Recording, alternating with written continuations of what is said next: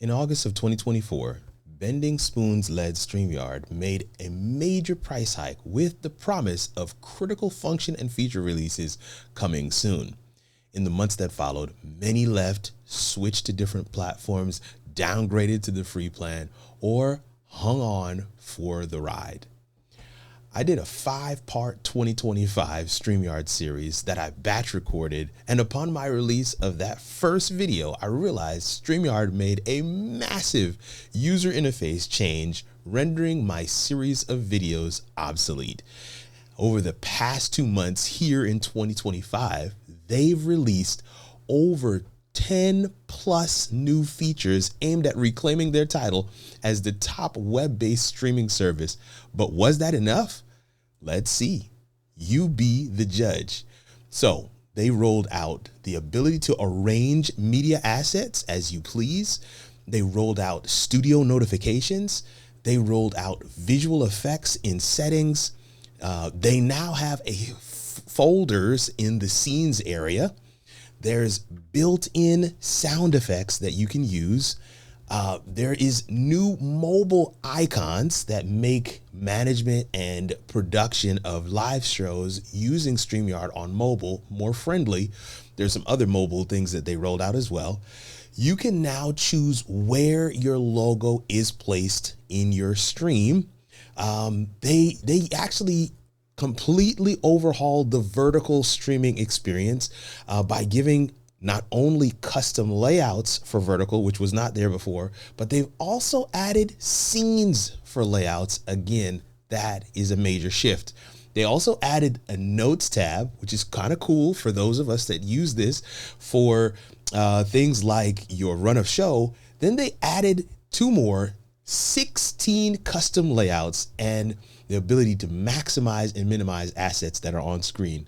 There is so much here. And in this video, we're catching up on all the features StreamYard has rolled out in the last 2 months. And I have a bonus resource just for you. Let's dive in.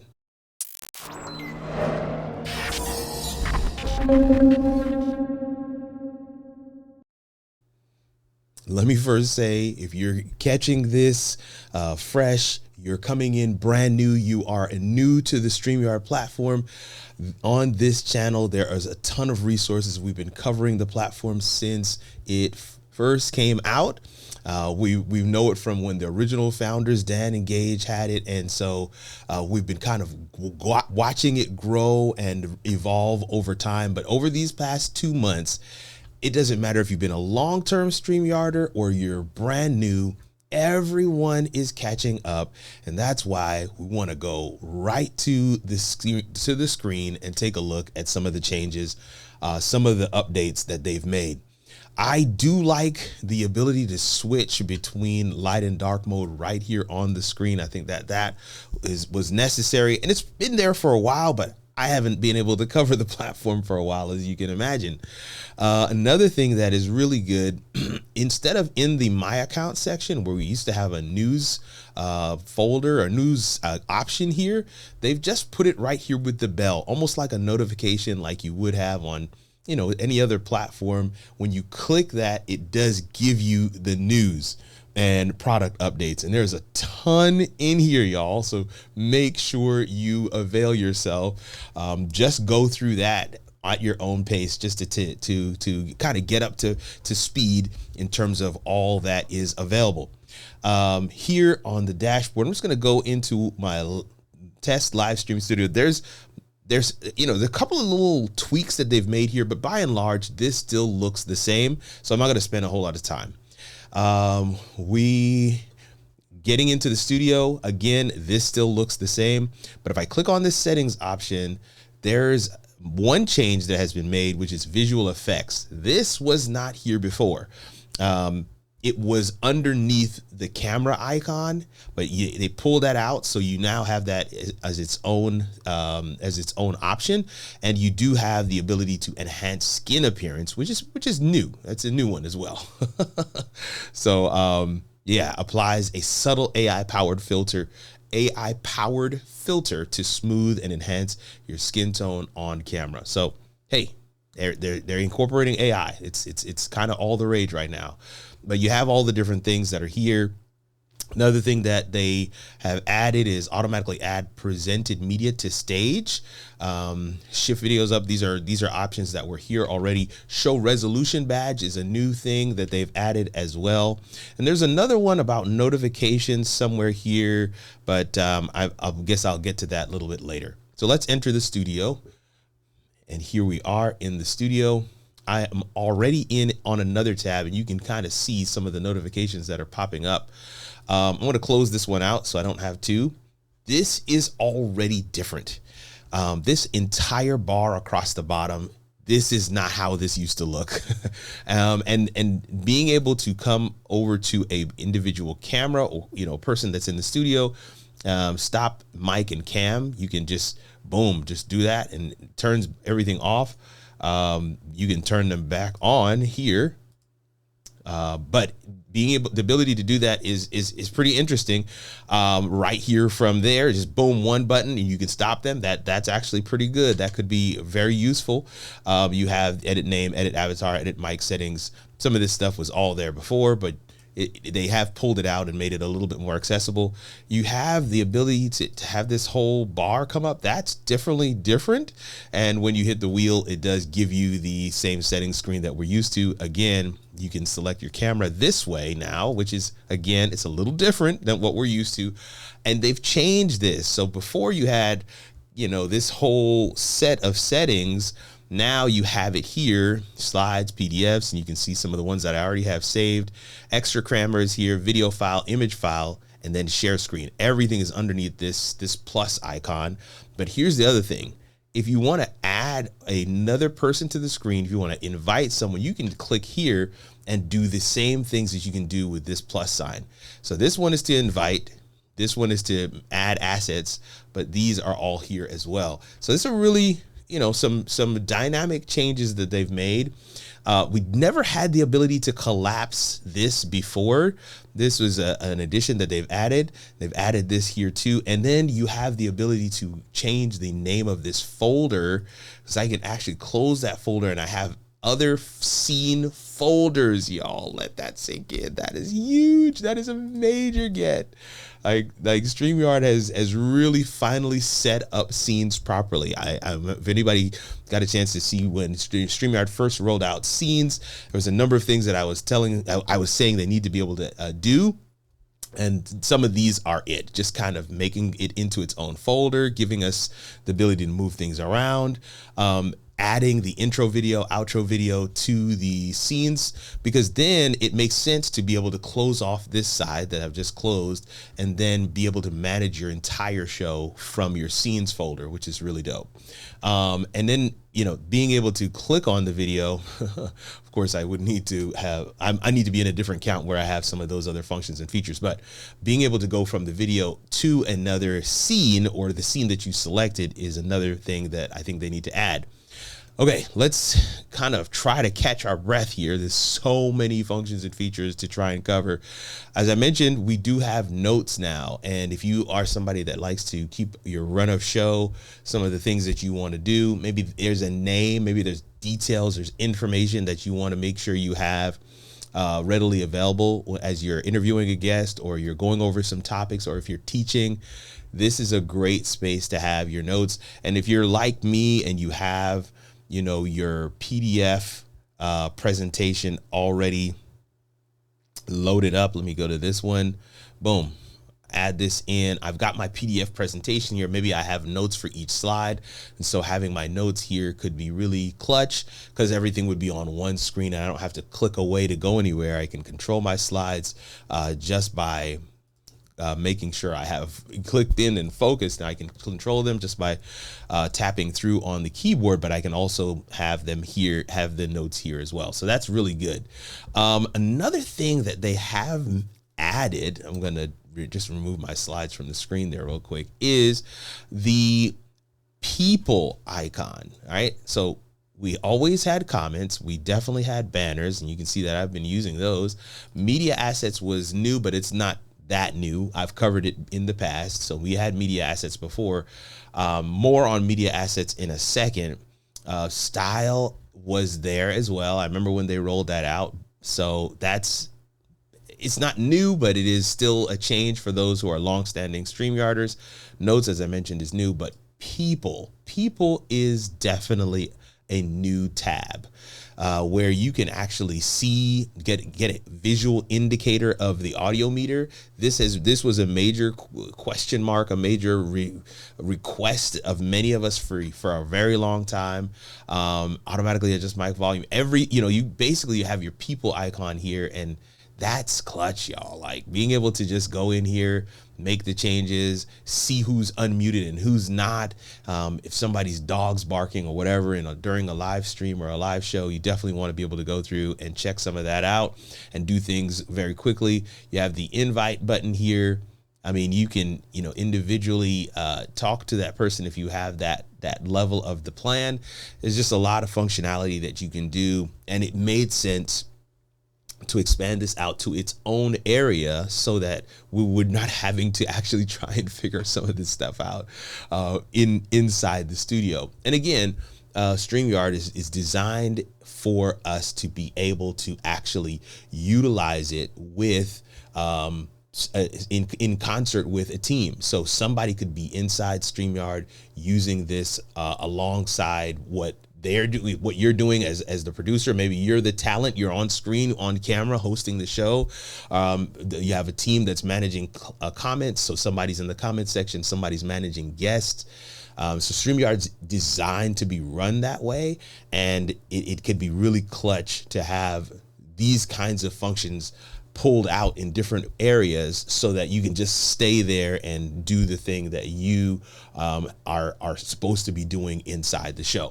So a couple other things to consider as well is, let's go back to the media assets, because I saw it as soon as I clicked in there. I was like, whoa, some things have changed. Some things have changed. But you have your overlays, you have your videos, you have your backgrounds. To the naked eye, it seems like everything is the same. So let me just point out one thing that has changed really quickly, and that is logo placement. You can change your logo placement to the right or to the left.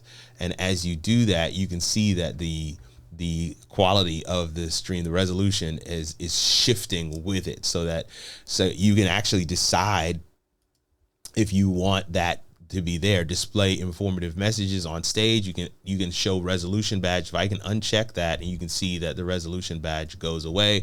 But as I mentioned, you can actually shift the logo around, which is pretty cool. So you have the ability to change your logo placement. That's new. Another thing that is new and had so overdue is the ability to adjust your assets. Like, oh my word, you have no idea. This used to be one long list and you had to keep scrolling. So first of all, the fact that they are, in rows of threes, that's clutch. But then being able to move them around, I mean, oh man, oh my word. Talk about needing to be able to put them in different orders. Before we had layouts, before we had scenes, and we could kind of bond these together. Because right now, if I put an overlay, on this screen, this scene right now, it will stay there and it'll be tied to the scene that I have actually selected. And so when I select that scene, it will come right up. So I don't actually need to worry about this anymore if I'm using scenes. But if you're not using scenes, you're using this in the traditional way, you would actually absolutely need to be able to rearrange these wherever you see fit. And I'm just thinking back to the early days of when I used to use this platform and how much this would have been clutch for so many, hours and hours of live production for client projects and different things during the pandemic and whatever else. It was amazing that we were able to do all of that, but it's just thinking about it now and the ability to be able to shift things around. Look at that. Even in videos, even in backgrounds, you can shift things around. You've just got a lot of different functionality that you can readily play with. Another thing that is really cool, I'm going to add my thing back to the screen, is that they have this this option to maximize. This is right here on the screen right here. So if I hit maximize, it takes up the whole screen. Maybe you're trying to make a point. It's just putting things in places, because you could always do this. This is not new. If you change it to cinema layout, that actually does it right there. You can actually see that you have several options to be able to do this, but having it on screen just makes it more accessible. You makes it more, it just makes it one less thing to go and try and find. If you're staying on the screen, you can just click there and utilize that. So that is clutch as well. Then of course we go to hotkeys. There's a number of things that have been added here as well. Layouts have been added. Again, we now have the ability to have 16 layouts, which we had 8 prior, and that's probably one of the newest additions, newest rollouts that they've added to the platform. But yeah, navigation, open comments tab, next scene, previous scene, custom layout 7. You can add custom layouts for up to 16. So you would have and then you can add your hotkeys for each of those, and then set up your Stream Deck to be able to do those layouts. So there's a lot of different functionality in here. A people tab, private tab, notes tab, style tab, media assets, banners, comments. These were not here before. So definitely some really cool things have been added and are on the horizon. So we've got the maximize option. We talk about the ability to have 16 custom layouts. I mean, absolutely amazing when you think about, it's just, oh my word.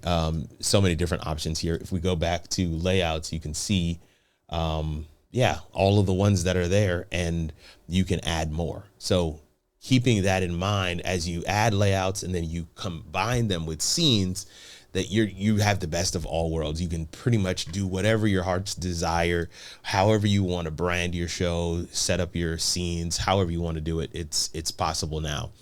I'm looking to make sure I didn't leave out anything. Studio notifications, arrange media, visual effects and settings, scene folders. Oh, there's one more, and that is sound effects.